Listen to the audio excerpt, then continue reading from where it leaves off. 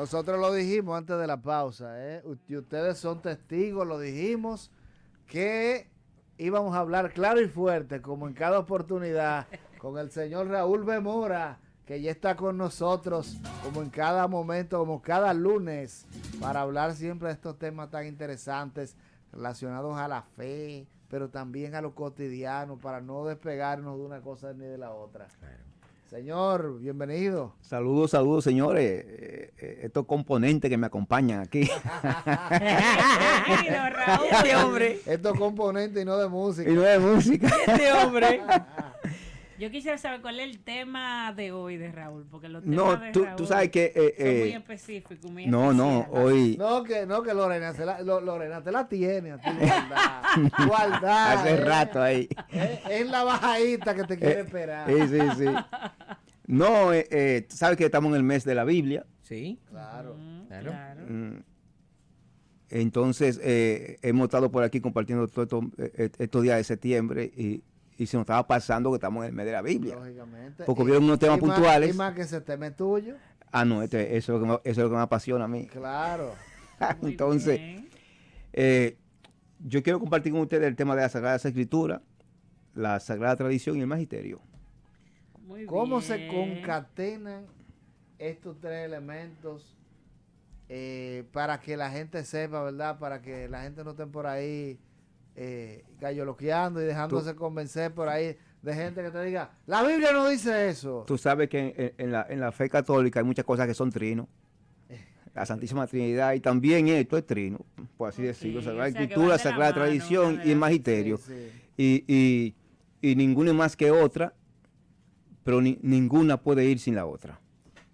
Vamos a estar claros. Exacto. Porque, de hecho, mira, si tú te preguntas, ¿qué fue lo primero de todo? ¿Es la Sagrada Escritura lo primero? No. Previo a ella está la tradición. Claro. Sí. La cual se transmite en el símbolo o en los gestos y en la narrativa oral. Exacto. Primero fue de boca en boca. Ahora, ¿es la tradición lo primero? No. Previo a ella está el mensaje, la información, las ideas, la cual está ahí sujeta a ser o no ser transmitida. Porque tú puedes estar escuchando el mensaje de Cristo con Cristo personal y tú puedes decidir no transmitirlo. O el profeta en un momento recibir el mensaje y puede decidir no transmitirlo. Exacto. Y hacerse loco. Y hacerse el loco. Como le pasó a uno que se lo tragó una ballena. Luego, entonces, en ese orden, ¿es también el mensaje lo primero? No. Previo al mensaje está la palabra. En singular, la palabra, que puede ser o no ser pronunciada. ¿Es la palabra lo primero? Sí. No, pues eso fue un gancho que tú tiraste. No, espérate, estamos dando cátedra hoy. Porque después de tanta pregunta en la que la respuesta era no, entonces tira esta.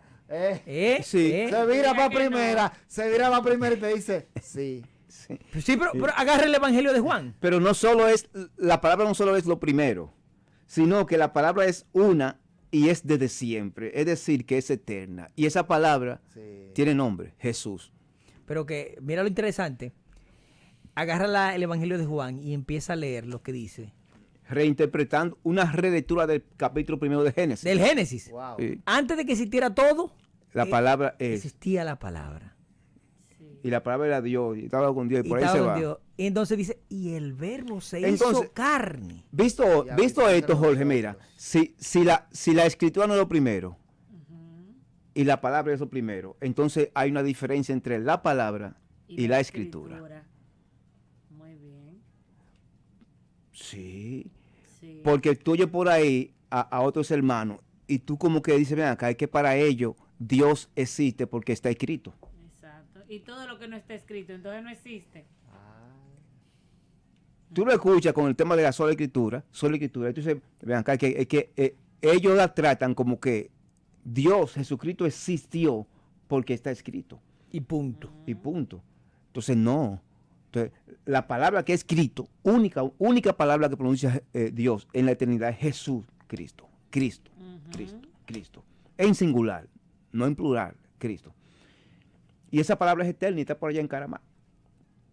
Entonces, hay que saber diferenciar, permítame esto, eso en la diferencia entre Sagrada Escritura y la Raúl palabra. siendo Raúl. Sí, porque eso Le da calor en las orejas. me calienta el oído. Entonces, mira, la palabra en el Antiguo Testamento, cuando dice tu palabra es luz a mi pie, la gente puede pensar que se estaba el Salmo 100, creo que 119, del 105 al 111 por ahí. Habla de que la palabra es lámpara a mi pie y por ahí se va. Sí. Lumbrera mi camino. Y la gente piensa como que el Salmo se refiere a la Torá, a los profetas y a los otros escritos, o sea, al Antiguo Testamento completo, y no.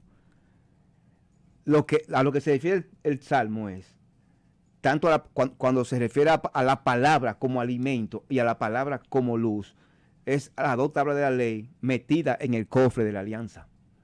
De hecho, en el cofre de la alianza, en el arca de la alianza, no estaba la Torah completa, estaban las 2 tablas de la ley y el maná. Y las 2 tablas y el maná es lo mismo. Porque esas dos tablas es la palabra, es la palabra eterna. O sea, Jesús hecho 2 tablas y 10 mandamientos. 10 mandamientos que parecería muy simple, que son 10, pero fájate ahí, cúmplelo para que tú veas. No lógico. Fácil. No es fácil. Pero con 2 se le complica. Se le Entonces, complicó al muchacho que fue a preguntarle a Jesús. Claro. Es esa palabra la que es luz a mi pie, los 10 mandamientos. Y esa palabra, como el pueblo no podía coger las 2 tablas y comérsela, para que también la palabra sea su alimento, entonces esa palabra bajaba como un maná también, en formato, por así decirlo, en formato maná, del cielo. Pero una pregunta, cuando tú dices que el Salmo se refiere específicamente a esa parte, ¿tú lo dices por qué? O sea, el contexto. No, es que el hebreo, Jorge, el hombre hebreo, sí, cuando decía, tu palabra es luz a mi pie, no está pensando ni en el Génesis, ni en esa cosa, ni en eso, ni número, ni sabiduría. Está pensando es en los 10 mandamientos, en las 2 tablas, dentro del cofre del arca de la alianza. Eso es la palabra de Dios. Y en torno a esa palabra de Dios, que es que una palabra que es como engendrada por Dios mismo, porque él mismo le escribe con su dedo, en torno a esas 2 tablas, Dios va a inspirar a un grupo de hombres para en torno a esas 2 tablas escribir el Antiguo Testamento. Y que Entonces, esa luz, esa luz a tus pies, acércate más, Lorena.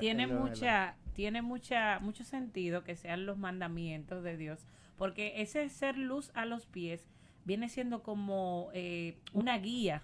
O sea, una luz en mis pies es como una guía al caminar, y los mandamientos me van guiando por el camino que debo de seguir. No, porque por ejemplo, Génesis 1 también está compuesto ese poema en función a los 10 mandamientos. Es que el Dios con 10 palabras, con 10 mandatos, exacto, manda a crear todo.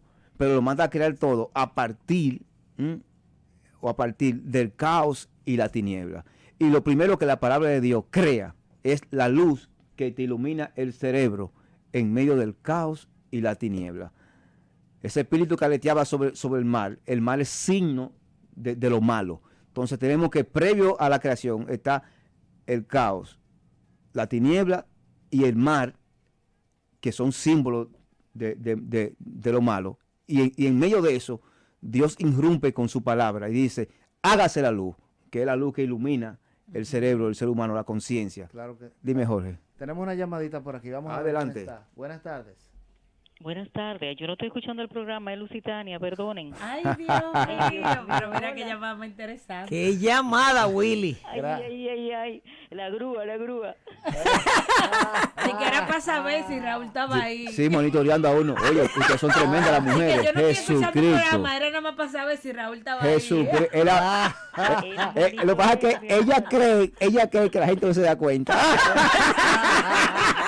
Que ya, me puede ser, ya supe que Raúl No, pero estaba ahí. querida Lusitania, gracias por llamarnos. Saludos grandes para todos por ahí, de verdad se le ama mucho a mis hermanos. Un abrazo, Amén. bendiciones. Muchas Dile a gracias. ese hombre que me coge el teléfono, que me escriba. Yo sabía que tú venías por ahí. No, Dije, yo no ah, sé sí, si tú estás hablando de la escritura o de la tradición. están aquí los mensajes. Cógeme la llamada, Raúl. exacto, ¿no? Ella está como Sergio. Si no, me va a coger la llamada. Mira, Le yo voy a aprovecho, inaugurar. aprovecho este paréntesis Sí. para decir que me escribe un joven de la comunidad, Maurice Correa, que está pendiente al tema y que está también, aunque no nos escribió por el WhatsApp de vida, pero que está pendiente al tema y que el programa está muy interesante, ¿no? Ya ve el mensaje que me toca seguir rututeando. Jorge, ¿oíste? Después de aquí tengo que buscar. Ah, tú sabes. Sí, Lucy, voy a llevar la funda de pan. Ah. ya lo vi. Ay, los panes. Bien, entonces la palabra que es Jesucristo, allá en la eternidad, y que es Dios junto a Dios, en un primer momento nos llega como 2 tablas de la ley, como los 10 mandamientos, los 10 mandatos, Sí. o las 10 palabras, también que como se más lo conocen los hebreos. Sí. Y en torno a esas 10 palabras se escribe todo el Antiguo Testamento. De modo que en el Antiguo Testamento tenemos la palabra engendrada en 2 tablas. Ujú. No sé, uso el término engendrada para que me enganchen con lo otro que voy a decir. Ujú. Y la palabra inspirada en torno a la engendrada. Me copiaron, ¿es así? Sí, sí. Ok. Luego, esa misma palabra que Jesucristo nos llega ahora encarnado, hecho persona. Y esos 10 mandamientos en la persona de Jesucristo es como decir, la ley se personifica en Cristo. Y personificada en Cristo se convierte en amar a Dios y al prójimo. Se sintetiza. Pero en torno a esa persona, que es la palabra, en el Nuevo Testamento se va a escribir todo el Nuevo Testamento. Entonces, de modo que tenemos a un Cristo que es humano engendrado y estamos nosotros que somos humanos creados. Para que me entiendan la palabra en el Antiguo Testamento, que hay una que es como engendrada, los 10 mandamientos, y en torno a ella una como inspirada, que es toda la Sagrada Escritura del Antiguo Testamento. Así es. Teníamos una llamadita, pero ¿por qué ¿Lo que tumbaste? ¿Por qué que me hacen eso? Por Dios. ¿Y quién era? ¿Dio su Pero ya- nombre? No, Llamen, que llamen no, de la, nuevo. no llegué a tomar la llamada porque cerró. Pero llame otra vez. Continuamos, Raúl. Entonces, miren una cosa. La palabra encarnada duró 3 años más 50 días con los discípulos. ¿Me copiaron? Sí. 3 años de vida pública, a los 30, a los 33, con los discípulos, más los 50 días cuando él resucita y se va Claro. en la ascensión. La ascensión. Entonces, los discípulos tienen esa experiencia personal, cara a cara, con la palabra hecha carne. De primera fuente.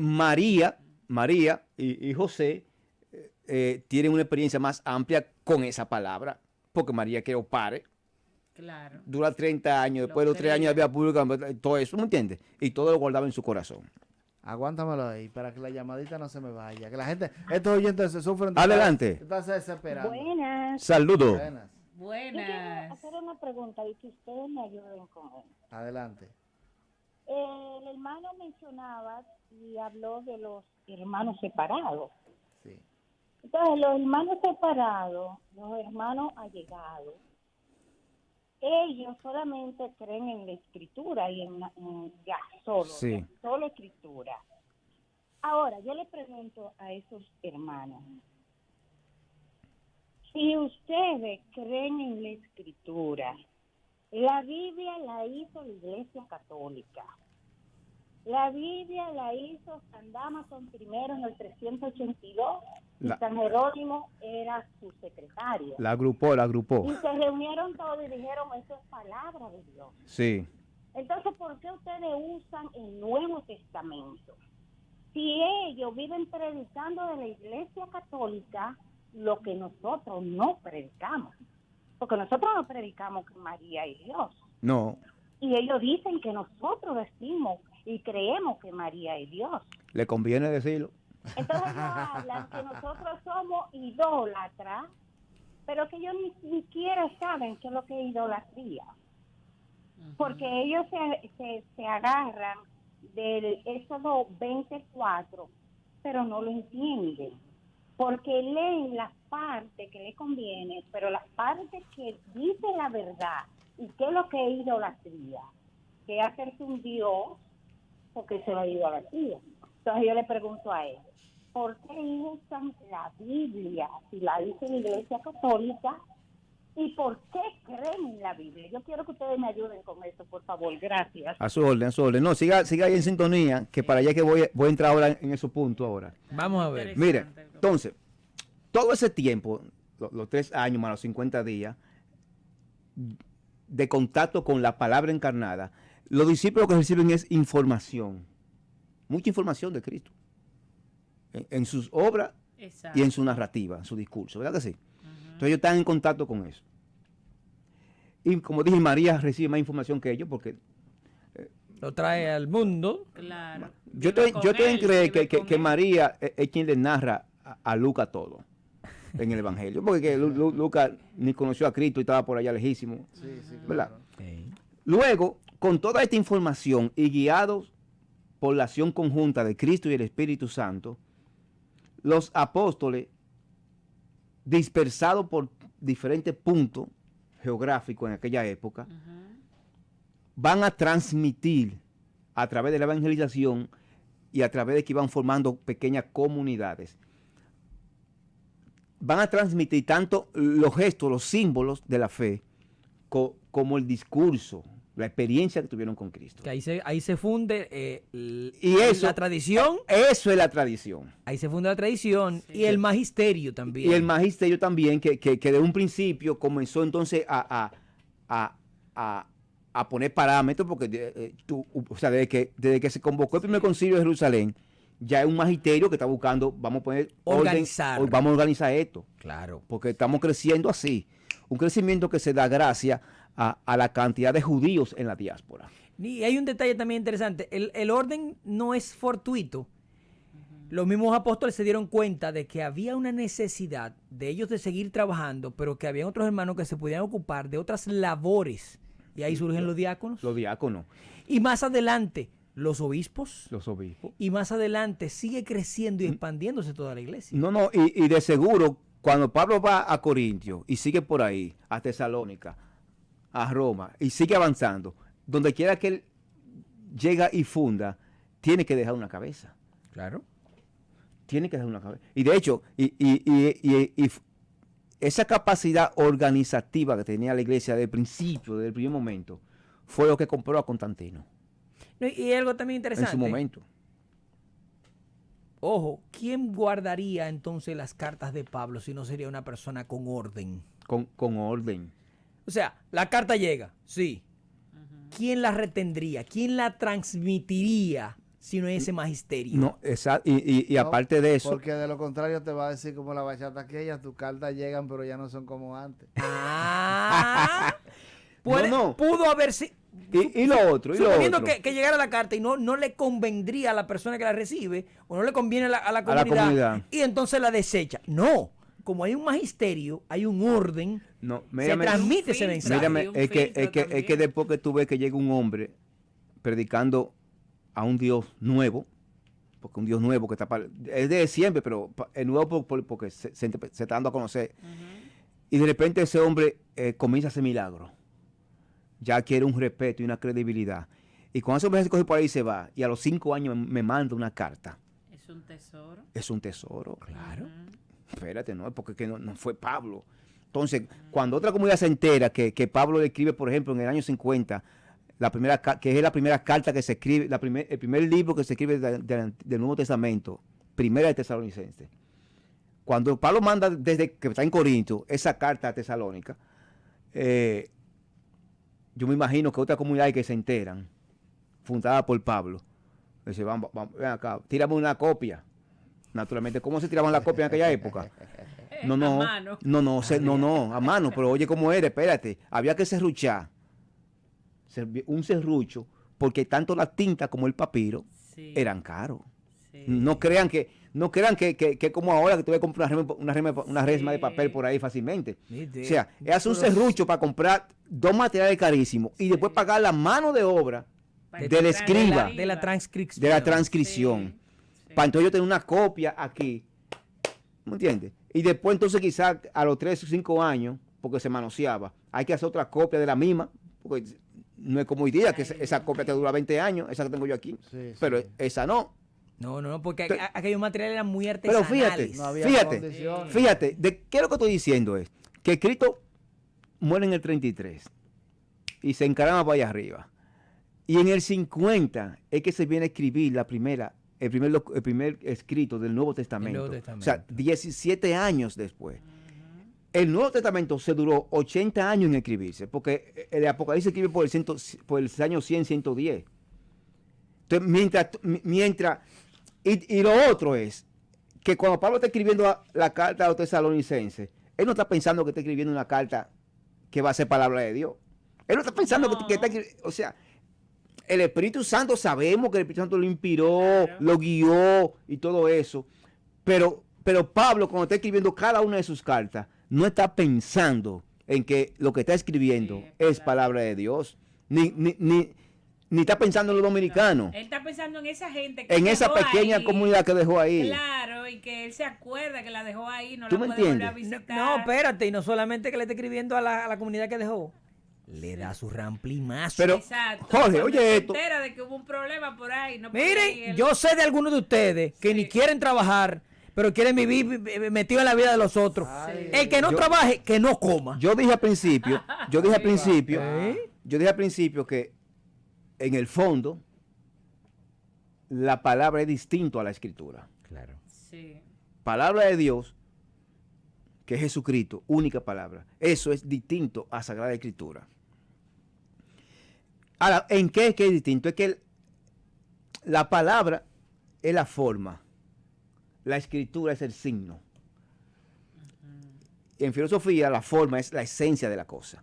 Exacto. O sea, Cristo es la esencia de la cosa, la esencia de la escritura. Y la escritura per se es el signo.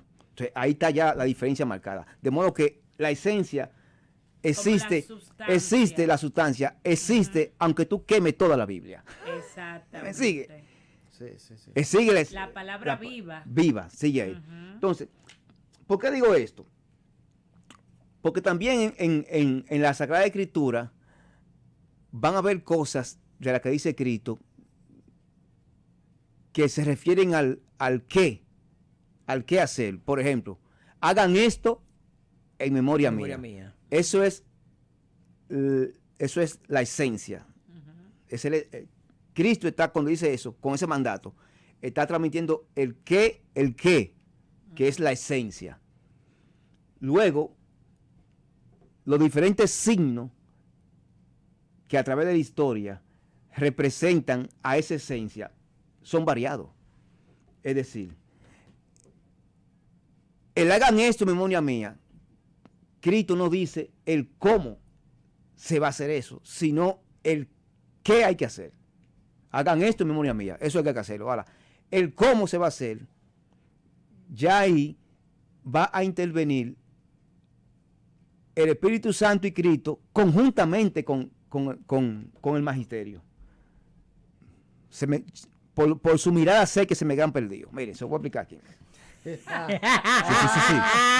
Hola, si no nos pongan evidencia.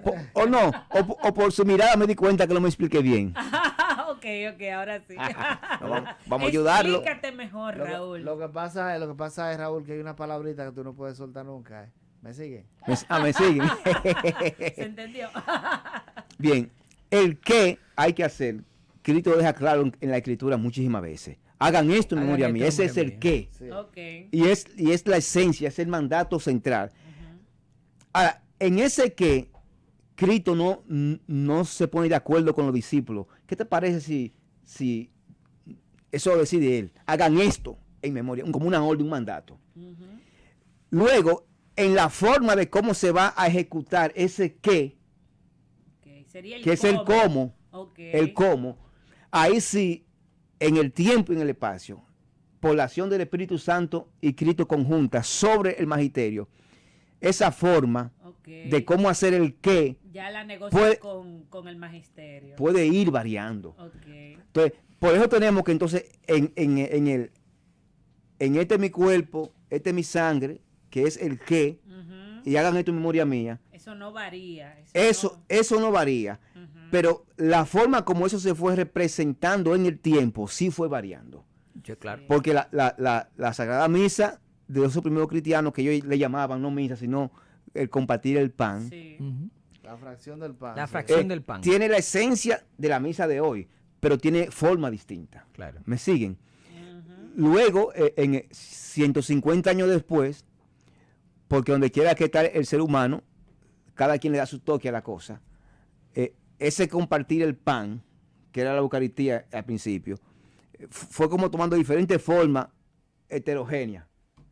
Entonces, en el año 150, ¿quién fue? Se me fue el nombre de ese padre. Él hace un manual de las directrices de cómo va a ser la Eucaristía. Y esa Eucaristía diseñada, si alguien por YouTube, si alguien se recuerda, me ayudan ahí, me lo escriben, ¿oyeron? Que se me fue ahora mismo el nombre de ese Santo Padre. Él va a hacer un manual del formato de la misa que se usa hasta el día de hoy. Dice el padre, se me fue el nombre del padre también, estoy borrando, señor. Ay, Dios. La edad le está Que despidiendo. esa misa duraba 5 horas. Oigan, ¿por qué? Porque la parte de el acto de contrición consistía en que cada quien se paraba ahí delante de la comunidad a confesar su pecado. Ay, santo. Entonces eso hacía 5 horas, cada Que quien se ahí alargue. que se alargue. Que todavía los hermanos neocatecúmenos hacen eso. Hacen algo parecido, ¿verdad que sí? Que se llama escrutinio. me Escudriño, parece. sí. Luego entonces la forma cambia Sí, a sí, futuro sí, y ya se construye esa oración del acto de contrición, el yo pecador, Sí. todas esas cosas, ¿verdad que sí? Y ya tú no tienes que estar, y ya esa confesión Sí. se canaliza Se hacia una reduce, confesión ya claro. con el sacerdote Sí. y no en medio del sacerdote, en medio de la comunidad al sacerdote, como Ok, se hacía en un primer ok. momento. Entonces, para que ustedes vean, entonces, en la Biblia también pasa con el bautismo. El bautismo lo que te dice es el qué hacer. Vayan y bauticen en el nombre del Padre, del Hijo y del Espíritu Santo. Ese es el qué. Exacto. La Biblia no dice el cómo. Exacto. Que en un inicio se hacía con aguas vivas, o sea, tenía que ser con río, un agua que esté Y quizás ahí tú puedes ver circulando. algo del cómo ahí. Exacto. Pero luego Pero puede variar ahora en una pila bautismal, mal, que te también, echan un jarrón de agua. exacto, hasta en momentos Porque- de emergencia, hasta una señal de la cruz, hasta con un chino. Porque la esencia, que es el qué, no varía. No varía. Exacto. Varía la forma. Claro, claro. La forma. El signo. Claro, posiblemente va a variar mucho dependiendo del contexto, de la época, Sí. del país, de la sociedad donde vivan, muchísimas cosas. Pero siempre guiado por el magisterio de la iglesia. Ahí es que entra lo de lo que ates en la tierra quedará atado Sí. en el cielo. No, y no solamente, sino que yo quizás voy a decir, yo creo que aquí yo de una vez. El canon, el conjunto del libro está cerrado. Ahora, el magisterio que se ejerce sobre ese conjunto del libro no puede cerrarse. No. Porque en ese conjunto del libro Se está todo aplica. revelado. Sí, sí, sí. Ahora, no está todo comprendido. Sí. Ay, mi madre. Entonces, por eso el magisterio tú no lo puedes cerrar, porque el magisterio tiene la función de seguir dando luz en el tiempo y en el espacio. Así es. Entonces, eso es elemental. San Jerónimo Entonces- Magno. ¿Ese hombre te recuerda algo? El que tradujo, San Jerónimo Magno. ese Sí. fue el que tradujo la Biblia. Según tengo aquí, fue El, quien... el de los 70. No. ¿Qué? Léelo, ve. Dice que San Jerónimo Magno fue el papa que en un periodo turbulento trajo el orden a la celebración de la misa, consolidando y estandarizando las oraciones y ritos. Ok. Hay que hay otro Jerónimo. Sí, que hay otro, Hay sí, otro pero- Jerónimo, que es el de la, El de la Biblia. el de la Biblia. Bien, entonces, miren, dice el Catecismo de la Iglesia Católica. La predicación apostólica, que era a lo que yo me refería como la tradición, que viene de dos maneras, oral y escrita. Oral y escrita. Dice oralmente, los apóstoles con su predicación, sus ejemplos, sus instituciones, transmitieron de palabra lo que habían aprendido de las obras y las palabras de Cristo y lo que el Espíritu Santo les enseñó. Luego, por escrito, dice, los mismos apóstoles y los varones apostólicos. Los varones apostólicos son, por ejemplo, Lucas, Mateo y Marcos, que no fueron discípulos directos, no conocieron a Jesucristo, entonces a ellos se llaman varones apostólicos. Fueron Y como hay- la y hay segunda otros más. generación cerquita ahí. Ellos cerquita, conocieron inmediata. A través de un apóstol. Fueron Lucas y Marcos. Lucas y Marcos, ok, que no conocieron a Cristo directamente, entonces Ajá. a ellos se llaman, a ellos y a otros más se llaman varones apostólicos. Y los apóstoles, a los que son apóstoles ya per se, los que estuvieron con Cristo ahí. Entonces dicen, los mismos apóstoles y los varones apostólicos pusieron por escrito el mensaje de la salvación inspirado por el Espíritu Santo. Entonces, eso de que solo la Escritura es un insomnio barato. Insomnio barato porque toda esa primera iglesia, esa primera comunidad que se fundaron sobre la base de la tradición. Miren, si ustedes quieren entender un poquito quizás qué es tradición y Sagrada Escritura, yo recuerdo que en la UAS yo di Química 011 en el curso universitario y me metía en un aula a darme toda la teoría de química. Después yo tenía en el horario otro día la práctica de química. Entonces, que en la práctica de química en el laboratorio, Era el yo laboratorio. confirmaba Lo que la dice- teoría. ok. Yo consigo hasta cierta manera, hasta cierto punto, la tradición y la Sagrada Escritura como algo parecido. O sea, en la Sagrada Escritura tú vas a encontrar teoría y es la práctica de los discípulos, de los apóstoles, de las pequeñas comunidades, lo que te va a decir, no, eso que dice Pablo, que está como un titular, por ejemplo, hagan esto en memoria mía, eso que dice el Evangelio, es esto en la práctica. Sí, sí. Ya con detalles, Son como cuando el Congreso aprueba una ley. Te aprueba la ley, pero no te dice cómo va a aplicar eso. Entonces tienen que luego aprobar un reglamento de aplicación para eso. Pudiera ser, pero no tanto. Bien, Ahí va. entonces miren, ¿en qué tiempo me quedan? 5 minutos. 3 minutos, 3 minutos. Mira, 3 minutos.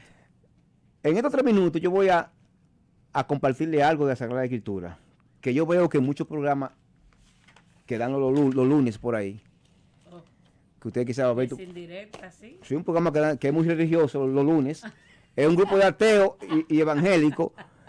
Ah, Y que yo fui una vez, ¿ustedes recuerdan que yo fui una vez? Lo menciono en el programa. sí.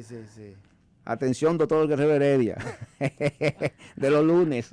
Y eso es directo. Ya. Ay, mi Sí. madre. Ahí siempre se pretende, porque han llevado el tema muchas veces, en creer, y esto es culpa de los evangélicos, en pretender que el capítulo 1 de Génesis es un texto científico.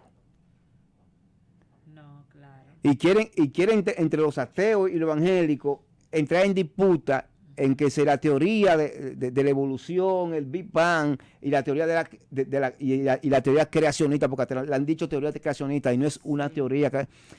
El relato de la creación, capítulo 1 de Génesis, por el amor de Dios, señores que me están escuchando, católicos que me están escuchando, no es un relato científico. Mitológico. La Biblia no es ciencia, es un relato teológico cuyo fin es la apologética, es decir, la defensa de la creencia judía, o mejor dicho, la creencia hebrea, porque no era un judío todavía cuando se escribió, en tierra extranjera, frente a la cultura y las creencias extranjeras. ¿Qué aconteció? El hombre hebreo estaba convencido que existía su Dios y que su Dios era el responsable de las cosas buenas y de las cosas malas que le pasaban. Y ese Dios le había regalado una tierra. Y en esa tierra ellos le habían construido un templo, una casa, para que él viva en comunión junto con el pueblo en la tierra que nos regaló. Pero también ellos creían en la existencia de otros dioses. Y creían que cuando dos pueblos iban a la guerra, era porque previamente los dioses se iban a la guerra. Y si yo perdía como pueblo, eso significaba que los dioses del otro pueblo habían vencido a mi Dios. Eso fue lo que aconteció con la derrota del pueblo por Babilonia que Babilonia lo destierra hacia Babilonia. Entonces ellos llegan a Babilonia y cuando llegan a Babilonia, Babilonia es un caos y una tiniebla. Génesis 1. Babilonia es caos y tiniebla. Y el mal alborotado es la maldad, porque el mal es signo de maldad en la Biblia. Por eso Cristo calma las aguas. Por eso el mal de cristal, que es un mal tranquilizado, es la maldad tranquilizada de Apocalipsis, en el libro de Apocalipsis. Entonces, cuando se llega a Babilonia, se llega frustrado, con un Dios derrotado que le han tumbado su casa en el espacio. Entonces ellos van, ya los profetas no existen, pero quedan los sacerdotes. Y los sacerdotes van ahí al encuentro del pueblo que está confundido en medio del caos y la tiniebla que significa Babilonia. Y le va a construir todo ese relato de la creación para defender la fe en Babilonia. Y así nace el Génesis. El Génesis 1. Después yo se lo explico todos los detalles de Génesis 1 porque me están cortando. Sí, pero mira, esto da para no para segunda parte, tercera parte, cuarta parte. Una serie. Con cada Una uno de serie. esos elementos, claro. Capítulo 1 finalizado. Serie de la creación. Claro que Muy sí. interesante. Señores, nos vamos. Vámonos. Dios lo bendiga a todos. Amén. Y Raúl le dejó la tarea a la gente ya, de que tienen que agarrar la Biblia y comenzar a leerla con sentido propio de un católico. Sí. No leer por leer. Amén. Guiado por el magisterio de la iglesia. Es guiado. Claro que sí, claro que sí. Señores, lamentablemente llegamos al final del programa, pero mañana a las 5 de la tarde, con el favor de Dios, volveremos a estar junto a todos ustedes ¡En ruta!